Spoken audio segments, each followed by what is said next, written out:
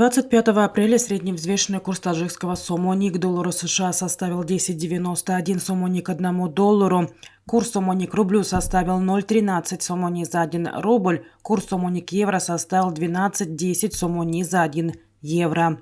Средние курсы продажи наличной иностранной валюты в кредитных организациях Таджикистана составляет $1 США от 10,9145 до 10,94 сомони, 1 евро от 12,10 до 12,30 сомони, 1 российский рубль от 0,1335 до 0,1370 сомони. Мировые цены на нефть во вторник утром почти не меняются в неопределенности относительно перспективы спроса. Цена на нефть марки Brent составляет $82.46 за баррель, марки ВТИ $78.69 за баррель. Стоимость золота во вторник утром чуть растет, торгуясь выше круглой отметки в $2000 за тройскую унцию. Рынки пребывают в ожидании заседания по учетной ставке Федеральной резервной системы США, которое пройдет 2-3 мая. Также на котировки золота может оказывать влияние рынок американских госбондов. Казахстан прорабатывает вопрос закупки раннего лука из Таджикистана для обеспечения своего внутреннего рынка и стабилизации цен на этот овощ. Об этом сообщает Министерство торговли этой страны. В начале марта Казахстан подписал соглашение о поставках ранних овощей из Таджикистана в межсезонье. Тогда в рамках визита первого вице-министра торговли и интеграции Республики Казахстан Армана Шаккалиева в Таджикистан велись переговоры о обеспечении казахстанского рынка необходимой плодово-овощной продукцией из Таджикистана в период предстоящего межсезонья, когда запасы местных овощей заканчиваются и появляется потребность в их импорте. Взамен казахская сторона будет экспортировать в Таджикистан пшеницу и муку. Вице-президент по вопросам политики и партнерства Европейского банка реконструкции и развития Марк Боуман посетит Таджикистан 24-26 апреля. Об этом сообщает пресс-служба данного банка. Ожидается, что Боуман встретится с представителями власти и клиентами ЕАБР в республике. Основная цель визита – это обсуждение реализации текущих проектов, а также обсуждение будущего сотрудничества для устойчивого развития Республики Таджикистан, говорится в сообщении. В рамках трехдневной программы Боуман проведет встречи с высшим руководством Таджикистана, в том числе с премьер-министром Кахыром Расулзода, министром финансов Файзидином Кахурзода, председателем Национального банка Таджикистана Холикзода Хакимом Хикматулло, а также с мэром города Душанбе Рустамом Эмомали. Также вице-президент ЕАБР проведет встречи с представителями частного бизнеса и дипломатического сообщества. Шанхайская организация сотрудничества разрабатывает дорожную карту перехода на расчеты в национальных валютах. Об этом в понедельник сообщил заместитель генерального секретаря ШОС Григорий Лагвинов.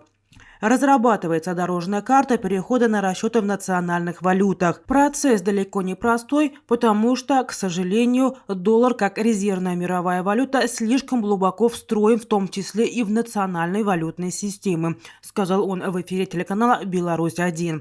По словам Лагвинова, чтобы полностью отказаться от доллара, надо еще многое сделать и пройти достаточно немалый путь.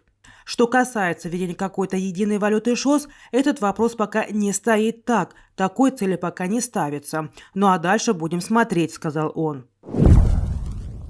Торговый оборот между Китаем и 5 странами Центральной Азии сохраняет устойчивые темпы роста, передает Синьхуа со ссылкой на министра коммерции КНР Ван Вантао. За первые 2 месяца этого года объем торговли между Китаем и странами Центральной Азии вырос на 22% по сравнению с аналогичным периодом прошлого года, сказал Ван Тао на встрече министров экономики и торговли КНР и стран Центральной Азии, прошедшей на минувшей неделе в режиме видеоконференции. По его словам, товарооборот между Китаем и странами Центральной Азии по итогам прошлого года достиг $72 миллиардов, что является историческим рекордом. Ван Тао отметил, что в 2022 году китайский импорт сельскохозяйственной, энергетической и минеральной продукции из этих стран возрос более чем на 50%, а рост экспорта механической и электронной продукции КНР в эти страны составил 42%. Он подчеркнул, что к концу 2022 года объем прямых китайских инвестиций в стран Центральной Азии достиг почти 15 миллиардов долларов.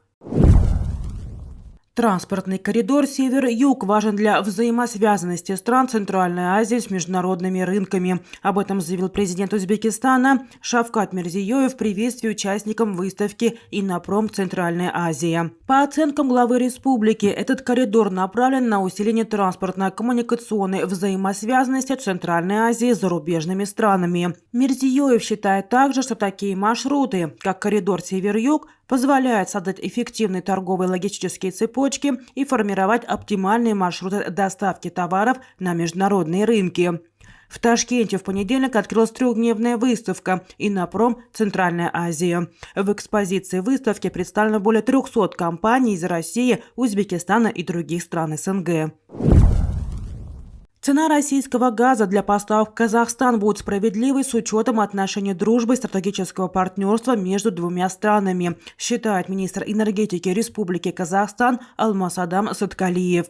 Саткалиев 19 апреля сообщил журналистам, что Россия дает Казахстану цену на газ для обеспечения северных и восточных районов страны гораздо ниже, чем, предположим, Белоруссии. Вслед за этим «Газпром» заявил, что информация о цене на российский газ для Казахстана, которая якобы будет ниже, чем для Белоруссии, не соответствует действительности. Мы понимаем, что цены на газ определяет корпорация «Газпром» и российское правительство. Мы уверены, что ценообразование будет справедливое, исходя из дружеских взаимоотношений и с Казахстаном и Республикой Беларусь. Также принимаем во внимание будут факторы стратегического партнерства между нашими странами, в том числе и экономические параметры, сказал Саткалиев во вторник журналистам в кулуарах правительства.